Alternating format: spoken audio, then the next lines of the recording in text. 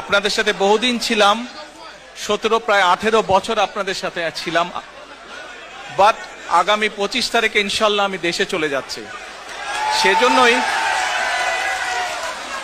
সেজন্যই আপনাদের সাথে খুব শান্তভাবে আপনাদের সাথে দুটো কথা বলতে চাই। আমার খুব মনে পড়ছে মরহুম কমরুদ্দিন সাহেবের কথা। এই মানুষটি, সে সময় আমি অসুস্থ ছিলাম, এবং এই মানুষটি যেভাবে তার সময়ের সবকিছু দিয়েছেন, সবকিছু দিয়ে আমাকে যেভাবে চিকিৎসার সাহায্য করেছিলেন, তার জন্য আমি তার এবং তার পরিবারকে কৃতজ্ঞতা জানাই। আপনারা কি আমার কথা শুনতে পাচ্ছেন সবাই?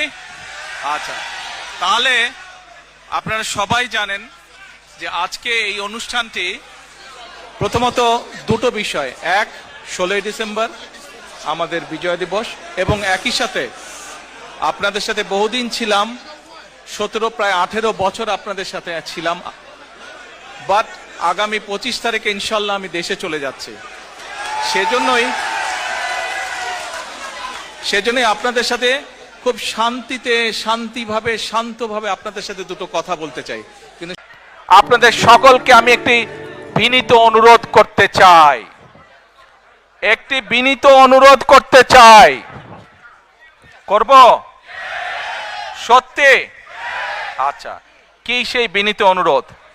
প্রিয় ভাই বোনেরা, আপনাদের সাথে আমি 18 বছর ছিলাম, বিভিন্ন সময়ে বিভিন্ন অনুষ্ঠানে অনেক মানুষের সাথে দেখা হয়েছে, আপনাদের সাথে বহু স্মৃতি আমার রয়ে গিয়েছে, আপনাদের সাথে বহু দুঃখ কষ্ট আমি শেয়ার করেছি।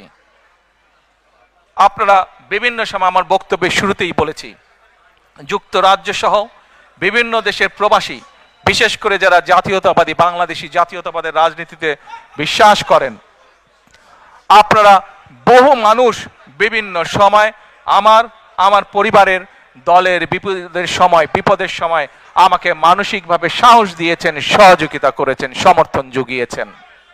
আজকে বিশেষ করে লন্ডনে যারা আছেন, বিশেষ করে তোমরা যারা ইয়াং আছো, ছবি তোলার জন্য পাগল হয়ে যাচ্ছ, প্রত্যেকের কাছে আমার একটি অনুরোধ, 25 তারিখে ইনশাল্লাহ আপনাদের দয়া আল্লাহর রহমতে আমি দেশে ফিরে যাব।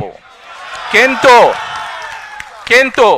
এখানে উপস্থিত, এই ঘরে উপস্থিত প্রত্যেকটি মানুষের কাছে আমার অনুরোধ, দয়া করে কেউ আপনারা এয়ারপোর্টে সেদিন যাবেন না,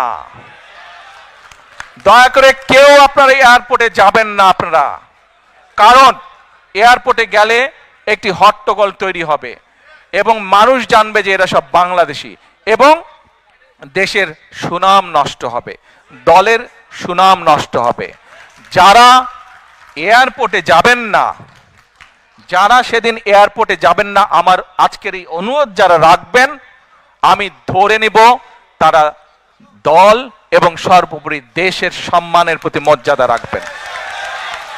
আর আমার মানা করা সত্ত্বেও, আমার অনুরোধ করার পরেও যারা যাবেন, আমি ধরে নিতে বাধ্য হব যারা ব্যক্তিগত স্বার্থের জন্য সেখানে গিয়েছেন।